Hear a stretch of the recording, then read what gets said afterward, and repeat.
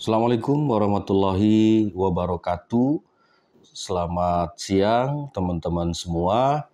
Kembali hari ini kita berjumpa akan membahas satu tema, bagaimana merawat padi yang sudah tergenang oleh banjir.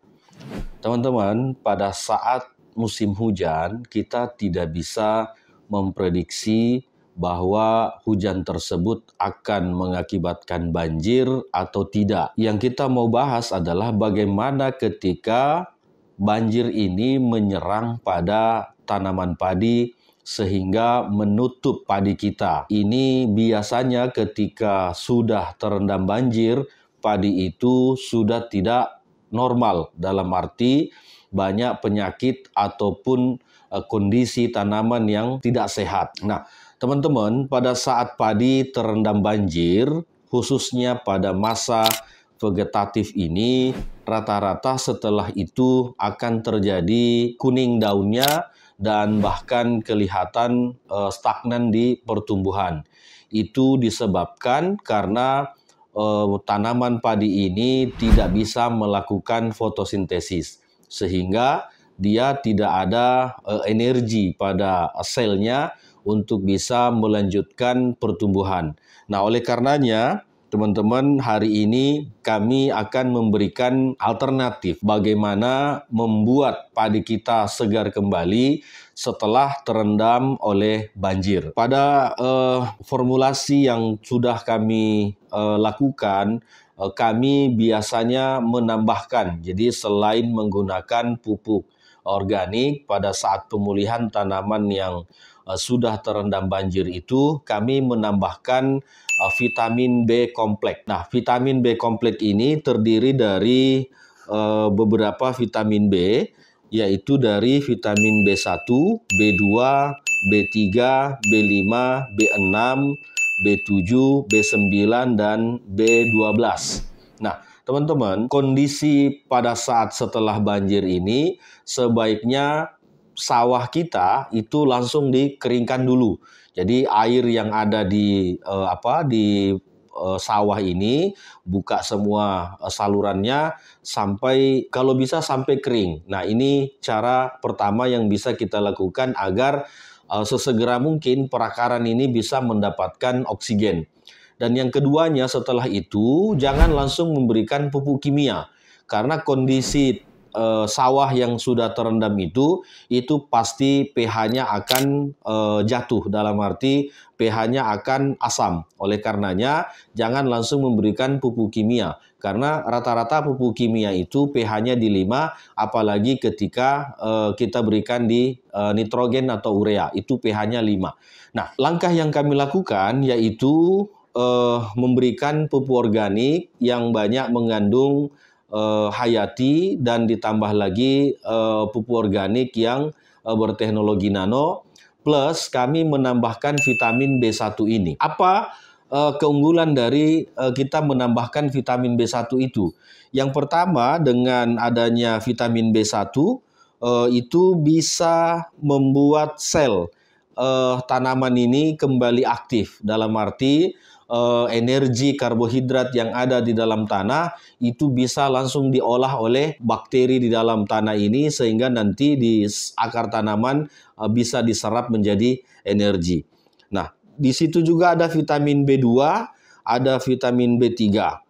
Vitamin B2 ini sebagai riboflavin. Ini bisa memberikan nutrisi tambahan, yaitu dalam memproduksi sel, dalam arti sel tanaman tadi ini yang pada saat banjir tidak aktif, ini bisa berfungsi normal ketika diberikan B2.